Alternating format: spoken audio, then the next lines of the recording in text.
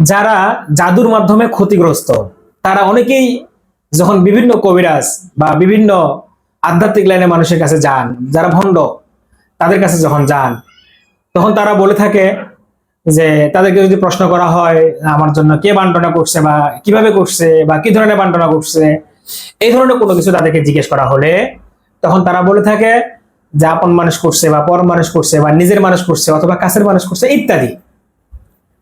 তো এটি থেকে আসলে বাঁচার উপায় কি?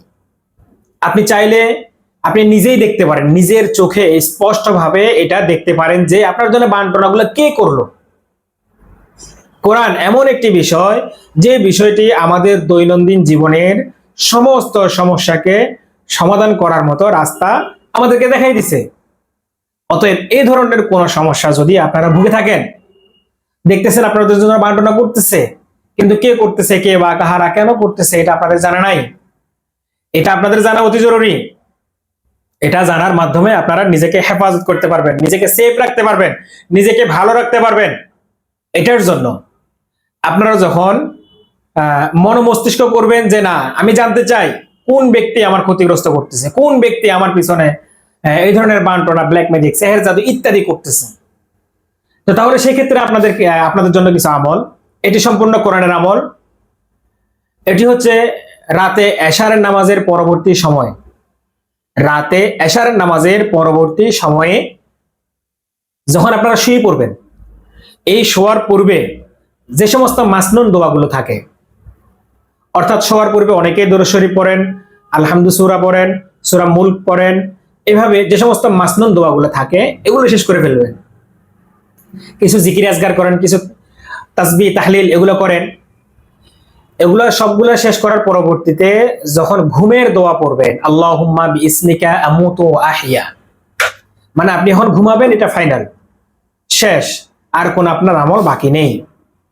সেই মুহূর্তে আল্লাহুম্মা বিইসমিকা আমুতু ওয়া আহইয়া এই দোয়াটা পড়ার পরবর্তীতে আপনি কোরআনের একটি আয়াত, কোরআনের মাত্র একটি আয়াত আপনি 21 বার পড়বেন, 21 বার পড়বেন এবং মনে মনে নিয়ত রাখবেন যে কোন ব্যক্তি আমাকে বান্টনা করতেছে, হে আল্লাহ আমি তার কাছ থেকে ফানা চাই এবং তাকে আমি দেখতে চাই সে আমাকে কেন এই সমস্ত বান্টনা করতেছে বা আমার ক্ষতিগ্রস্ততে সে লিপ্ত কেন। এই ধরনের নিয়ত আপনাকে অবশ্যই অবশ্যই মনে মনে রাখতে হবে, খালিস নিয়ত। যেহেতু আপনি ক্ষতিগ্রস্ত, আপনার নিয়ত করতে সমস্যা কি? ভালো করে নিয়ত করবেন, অন্তর থেকে নিয়ত করবেন, আল্লাহ তাআলা যেন আপনাকে ফানা দেয় এই ধরনের নিয়ত করবেন, যেন আপনি ঘুমের মধ্যে স্পষ্ট তাকে দেখতে পান, তার চেহারা স্পষ্ট দেখতে পান। এটি কোরআনের একটি আয়াত। আমি আয়াতটি তেলাওয়াত করতেছি। বিসমিল্লাহির রহমানির রহিম। وقال الذين كفروا ربنا أرنا الذين أضلانا من الجن والإنس نجعلهما تحت أقدامنا লিয়াকুনা মিনাল আসফালিন। আমি এই কোরআন শরীফের আয়াতটি আরেকবার তেলাওয়াত করতেছি। وقال الذين كفروا ربنا أرنا الذين أضلانا من الجن والإنس نجعلهما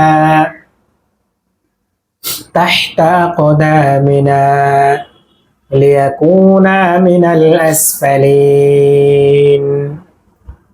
এটি পবিত্র কোরআনের একটি পবিত্র আয়াত। এই আয়াতটি আপনারা রাতে ঘুমানোর সময় আপনাদের যাবতীয় মাসনুন দোয়া এবং যে সমস্ত আমলগুলো আছে এগুলো শেষ করে যখন বিছানায় শুয়ে পড়বেন, ঘুমানোর পূর্বে যখন আল্লাহুম্মা বিইসমিকা আমুতু ওয়া আহইয়া বলে নিয়ত করে ফেলবেন যে আমি এখন ঘুমাবো, এর পরবর্তী সময়ে আপনি নিয়ত করে এই আয়াতটি 21 বার পাঠ করবেন। ইনশাআল্লাহ আল্লাহ হয়তো আপনাকে ঘুমের মধ্যে, আপনার স্বপ্নের মধ্যে দেখাই দিবে কোন ব্যক্তি আপনার জন্য কেন বান্টনা করতেছে। তো যদি আল্লাহ তাআলা না দেখায় তাহলে মনে করবেন যে আমি ওই ব্যক্তিকে সিলেকশন করতে পারলাম না, হয়তো আল্লাহ তাআলার এর পিছনে, আমি সিলেকশন করতে না পারার পিছনে আল্লাহ তাআলার বড় কোনো মহৎ উদ্দেশ্য, কোনো ন্যাক উদ্দেশ্য আছে। অতএব যদি কেউ না দেখে থাকেন যে আমি তো দেখলাম না, আমি আমল করলাম দেখলাম না, একদিন করলাম, 2 দিন করলাম, 3 দিন করলাম, এভাবে অনেক দিন করলাম দেখলাম না, হয়তো এই না দেখানোর পিছনে আল্লাহ তাআলার একটি মহৎ ইচ্ছা।